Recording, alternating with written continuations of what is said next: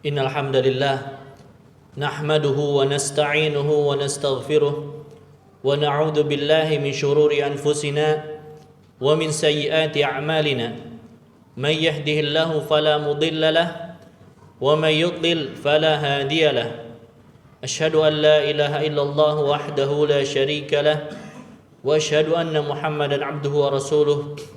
Qala Allah Ta'ala يا أيها الذين آمنوا اتقوا الله حق تقاته ولا تموتن إلا وأنتم مسلمون وقال رسول الله صلى الله عليه وسلم فإن أصدق الحديث كتاب الله وخير الهدي هدي محمد صلى الله عليه وسلم وشر الأمور محدثاتها وكل محدثة بدعة. أما بعد, para jemaah rahimani Allah wa iyyakum, alhamdulillah, segala puji bagi Allah Subhanahu wa taala yang menyampaikan kepada kita umur kita sehingga kita berada di bulan-bulan haram, di bulan Dzulqa'dah menghadap kepada bulan Dzulhijjah, yang ini merupakan bulan-bulan haram yang diagungkan oleh Allah Subhanahu wa taala. Oleh karena itu khatib akan membahas sekilas tentang mengagungkan bulan haram dan juga amalan-amalan di bulan haram ini. Para jemaah rahimani Allah wa iyyakum, Allah Subhanahu wa taala menyebutkan secara khusus tentang bulan haram ini di dalam Quran. Dalam surat At-Taubah Allah berfirman, "Inna iddatasy syuhuri 'indallahi 12 syahran fi kitabillah Yauma khalaqas samawati wal arda minha arba'atun hurum." Bahwa bulan-bulan, bilangan bulan di sisi Allah adalah 12 bulan sejak Allah menciptakan langit dan bumi. 12 bulan itu Allah Subhanahu wa taala yang menentukan, yakni bulan Muharram, Safar, Rabiul Awal, Rabiul Akhir sampai akhir, itu Allah yang menentukannya. Di hari Allah menciptakan langit dan bumi. Minha arba'atun hurum. Dari 12 bulan tersebut ada 4 bulan haram. 4 bulan haram. Fala tadhlimu fihinna anfusakum. Maka janganlah kalian menzalimi diri kalian di bulan-bulan tersebut. Para jemaah rahimanallahu wa iyyakum, ayat ini menyebutkan tentang keagungan bulan-bulan haram di sisi Allah Subhanahu wa taala. Ada 4 dari bulan-bulan haram tersebut yang ini telah Allah agungkan fi kitabillah, yakni fil lauhil mahfuz. Bahkan telah Allah tuliskan keagungannya di lauhul mahfuz tersebut. Fa asmaha ala hadha tertib al-ma'ruf, yang Allah bahkan telah menamainya di Lauhul Mahfuz, yakni nama-nama bulan haram tersebut, sebagaimana diriwayatkan dari sebagian ulama salaf, thalathatun sardun wa wahidun fardun. 4 bulan haram tersebut, 3 bulan berturut-turut, 1 bulan bersendirian. Yakni 3 bulan yang berturut adalah Dzulqa'dah, Dzulhijjah, Muharram. 3 bulan haram berturut. Wa wahidun fardun, 1 bulan sendirian, yakni bulan Rajab. Yakni bulan Rajab inilah bulan-bulan yang diagungkan di sisi Allah Subhanahu wa taala. Dzalika dinul qayyim. Inilah bagian dari ajaran yang lurus, wal hisabus sahih, dan hitungan bulan yang benar di sisi Allah Subhanahu wa taala. Fala tadhlimu fihinna anfusakum. Maka jangan kalian menzalimi diri kalian di bulan-bulan tersebut. Apa maksudnya bulan haram tersebut diharamkan dan menzalimi di ayat tersebut?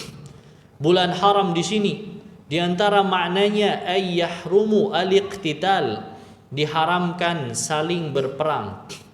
Bahkan ini keyakinan orang Arab jahiliyah. Orang Arab jahiliyah terdahulu mereka tidak berperang di bulan haram, walaupun mereka musyrikun, walaupun mereka jahiliyah. Sebagian ulama tafsir mengatakan ay yahrumu intihakul maharim, yakni diharamkan, bahkan sangat berat ketika seseorang melakukan hal-hal yang diharamkan, maka dosanya lebih besar lagi ketika dilakukan di bulan-bulan haram tersebut. Fala tadhlimu fihinna anfusakum, maka jangan kalian zalimi diri kalian di bulan-bulan haram tersebut. Yani kata Imam At-Tabari, fala ta'sullaha fiha wala tuhillu fihinna ma harramallahu alaikum fataksiru anfusakum ma qibala lahum bihi min sakhatillah. Maka jangan kalian bermaksiat kepada Allah di bulan haram tersebut, menghalalkan apa yang Allah haramkan atau sebaliknya mengharamkan apa yang Allah halalkan, sehingga kalian membinasakan diri kalian sendiri. Mengapa demikian? Faja'alahunna muharraman wa ja'ala adz-dzanba fihinna a'zamu wal 'amalu shalih wal ajru a'zamu. Karena di bulan haram ini dosa itu dilipat gandakan. Dosa di bulan haram lebih besar daripada dosa di bulan lainnya. Sebaliknya amal soleh di bulan haram itu pun pahalanya lebih besar dibandingkan di bulan lainnya. Dan ini kaidah, yakni kaidah bahwa dosa dan pahala dilipat gandakan fil makani syarif wa fil waqti syarif. Dosa dan pahala dilipat gandakan di waktu mulia, di tempat yang mulia. Seseorang salat di Masjidil Haram, pahalanya lebih besar daripada masjid lainnya, pahala dilipat gandakan. Sebaliknya orang berdosa di Masjidil Haram, mencuri di Masjidil Haram, dosanya lebih besar lagi daripada mencuri di tempat lainnya. Kemuliaan secara tempat, demikian pula kemuliaan secara waktu. Melakukan dosa di bulan-bulan haram maka lebih besar daripada dosa di bulan-bulan lainnya. Sebaliknya amalan saleh di bulan-bulan haram termasuk bulan ini, maka itu lebih besar pahalanya daripada di bulan-bulan lainnya. Para jemaah Jumat rahimani Allah wa iyyakum. Barangkali kemudian ada yang berpikir, oh kalau gitu boleh kita berbuat dosa di selain bulan haram. Maka tidaklah demikian. Kezaliman terlarang baik di bulan haram maupun di luar bulan haram. Kenapa? Karena kezaliman terlarang secara mutlak berdasarkan hadis qudsi, ya ibadi inni haramtu dzulma ala nafsi wa ja'altuhu bainakum muharraman fala tazalamu. Allah berfirman dalam hadis qudsi, wahai hambaku, aku haramkan kezaliman dan aku jadikan kezaliman itu haram sesama kalian, maka jangan saling menzalimi. Kezaliman haram baik di luar bulan haram, terlebih lagi di bulan-bulan haram seperti ini. Para jamaah Jumat rahmanallahu wa iyyakum. Kemudian kezaliman yang diharamkan kiranya apa saja? Yang pertama adalah kezaliman zulmun nafs, kezaliman hamba terhadap diri sendiri, yakni melakukan dosa-dosa. Dan yang paling besar kezaliman dosa hamba terhadap hak Allah, yakni zalim dalam bab kesyirikan, kekufuran, yang itu paling besar dosanya. Karena dia menzalimi hak Allah Subhanahu wa taala sebagai satu-satunya yang berhak untuk diibadahi. Kemudian kezaliman yang juga diharamkan, zulmul ibad ba'dihha ala ba'd, kezaliman hamba satu dengan lainnya, mengambil hak orang lain, mengambil hak manusia, maka itu pun diharamkan. Jangankan hak manusia, Islam melarang kezaliman hatta kepada hewan. Sebagaimana hadis Nabi sallallahu alaihi wasallam di mana Nabi SAW menyampaikan, dakhalat imra'atun finnari, dakhalat, ya, bahwa ada seorang wanita yang masuk neraka karena sebab kucing. sajanatha hatta matat la hiya at'amatha wa saqatha idh hiya habasatha wa la tarakatha ta'kulu min khashashil ard. Kesalahan wanita tersebut hanya dia mengurung kucing. Mengurung kucing, tidak diberi makan, tidak diberi minum, dan tidak dibiarkan mencari makan sendiri sampai mati. Maka menjadi penyebab masuk neraka, kezaliman kepada hewan. Bahkan Islam melarang kezaliman yang terkecil. Aqulu qawli hadza wastaghfirullah li wa lakum innahu wal ghafurur rahim.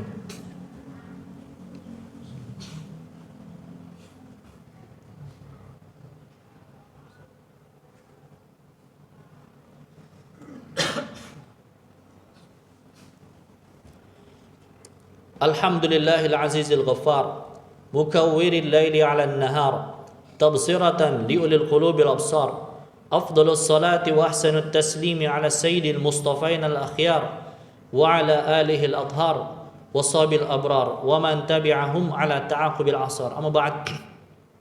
Para jemaah Jumat rahimanallahu wa iyyakum, masih kita berada di bulan-bulan haram yang diharamkan oleh Allah Subhanahu wa taala. Yang ini adalah bulan-bulan yang mulia, yang Allah jelaskan kemuliaannya dan juga fadilah-fadilah amal di bulan-bulan mulia ini. Di antara firman Allah Subhanahu wa taala dalam surat Al-Fajr, wal fajr walayalin ashr. Allah bersumpah demi waktu fajar dan demi 10 malam. Para ulama khilaf apa maksud tentang 10 malam tersebut. Sebagian ulama berpendapat 10 malam tersebut ay layali ashri min Dzulhijjah, yakni 10 hari dari bulan Dzulhijjah. Ini yang diriwayatkan dari banyak ulama tafsir, dari Abdullah bin Abbas, Ibnu Zubair, Masruq, Ikrimah dan lainnya. Sebagian ulama mengatakan 10 malam ay layali ashril Muharram, yakni 10 hari di bulan Muharram, dari awal hingga 10 Muharram. Ini diriwayatkan oleh Ibnu Zaid. Namun yang dikuatkan oleh Imam At-Tabari, was-sawbu minal qawli indana ashrul adha li ijma'i al-hajjati min ahli ta'wil ala dhalik, bahwa yang lebih kuat maksudnya adalah 10 hari di bulan Idul Adha, yakni di bulan Dzulhijjah, karena kemuliaan di bulan tersebut dan adanya haji di bulan tersebut. Ini di antara kemuliaan di bulan Dzulhijjah. Yang di antara amalan yang disunnahkan, amalan yang agung pada bulan Dzulhijjah adalah al-udhiyah, berkurban. Berkurban untuk Allah Subhanahu wa taala di bulan Dzulhijjah, di mana Allah perintahkan di dalam Quran, fasalli li rabbika wanhar, maka salatlah untuk Rabbmu, wanhar, dan menyembelihlah. Yang ayat ini dijelaskan oleh Abdullah bin Abbas, fasalli ay as-salat al-maktubah, maka salatlah salat wajib, kerjakan salat wajib yang 5 waktu. Dijelaskan oleh Abdullah bin Abbas, wanhar yakni an-nusuk wadh-dhabhu yaumal adha. Wanhar perintah untuk menyembelih pada bulan Idul Adha, apapun hewannya yang mampu bagi kita, bagi yang mampu unta, itu yang lebih afdal. Dan itulah isi ayat Al-Kautsar, karena wanhar itu adalah menyembelih unta dengan menusuk pada lehernya. Yang tidak mampu maka bisa menyembelih sapi, yang tidak mampu maka bisa menyembelih kambing, yang itu adalah ibadah yang agung, disyariatkan bagi yang mampu.